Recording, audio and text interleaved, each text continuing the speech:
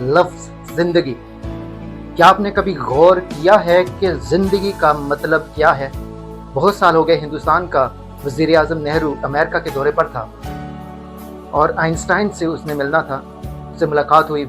दोनों की सियासत पर और जो भी उनके मुल्की हालात थे उन पर बात होती रही और आखिर में नेहरू आइंस्टाइन से मुखातिब होते हुए उससे पूछता है, मिस्टर आइंस्टाइन, मैं जो बात पूछने के लिए तुम्हारे पास हाजिर हुआ हूँ, क्या तुम जान गए हो कि ज़िंदगी का मतलब क्या है? मिस्टर आइंस्टाइन जो कि मशहूर तरीन साइंसदान थे, वो अपना सर झुका लेते हैं और कहते हैं कि नहीं, मैं मालूम नहीं कर सका कि ज़िंदगी का मतलब क्या है।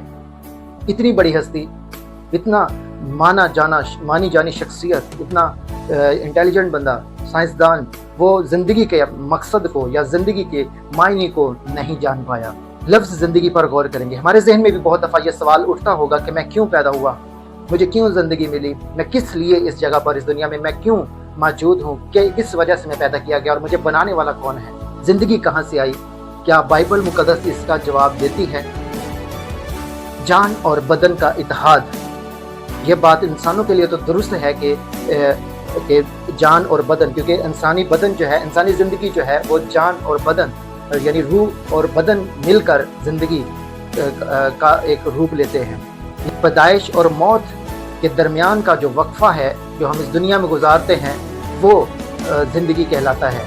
लेकिन अगर गौर किया जाए तो पैदा होने से पहले भी ज़िंदगी मौजूद होती है। हकीकत यह है कि ज़िंदगी की तारीफ़ करना या इसका बयान करना, लफ्ज़ों में बयान करना नहायत मुश्किल है। तो क्या हमें बाइबल इसका जवाब देती है कि ज़िंदगी का मतलब क्या है? अगर हम अयूब की किताब, उसका पहला बाब, उसकी 21वीं आयत, तो अयूब ये कहता है कि खुदावन ने दिया, खुदावन ने लिया, खुदावन का नाम मुबारक हो। मतलब कि ज़िंदगी एक इमानत है, एक मुख्तसर मुद्दत के लिए खुदा की तरफ से दी हुई एक इमानत है। इस ज़िंदगी पर हमारा हक नहीं है।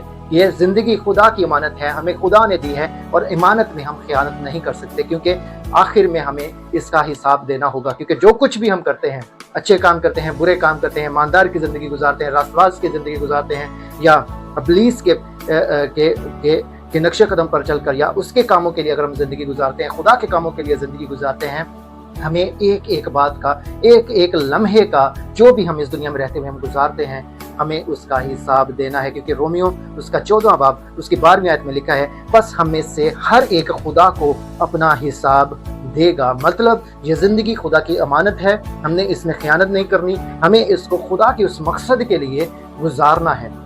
हमें नहीं पता कि हमने कब इस जहान फानी से कूच कर जाना, अगला लम्हा, अगला दिन हमने देखना है या नहीं देखना, हमें नहीं मालूम। इसलिए आज अभी से इकरार करें, अभी से हम खुदावन की हजूरी में बढ़ने के लिए अपने आप को तैयार करें, खुदावन की हजूरी में इकरार करें, गुजरे लम्हों के लिए, गुजरे सालों के लिए, गुजरी ज़िंदगी के लिए जो हमने शायद खुदा के लिए ना गुजारी, जो शायद हमें पता नहीं था, या हम जानते हुए भी हम खुदावन की हजूरी में हम ना गुजार सके, खुदा के कामों के लिए, खुदा की गवाही के लिए, खुदा के कलाम के लिए, खुदा की हजूरी में शायद हम ना गुजार सके। लेकिन आज मौका है, आज वक्त है कि हम अपनी इकरार करें और वापस आ जाएं। और जब हम जान चुके हैं कि ज़िंदगी का मतलब है इमानत, खुदा की इमानत, खुदा के लिए गुजारना, खुदा के दिए हुए हुक्मों पर अमल करना, खुदा की हजूरी में गुजारना, इसलिए आज हम इकरार करें अपनी कमज़ोरियों का, अपनी ख़ताओं का, अपने गुजरे हुए लम्हों का, और खुदावन की हजूरी में बढ़ने के लिए अपने आप को पेश कर दें, खुदावन के साथ चलने के लिए, खुदावन की मर्ज़ी के मुताबिक चलने के लिए अपने आप को पेश कर दें, और खुदावन से कहें कि खुदावन,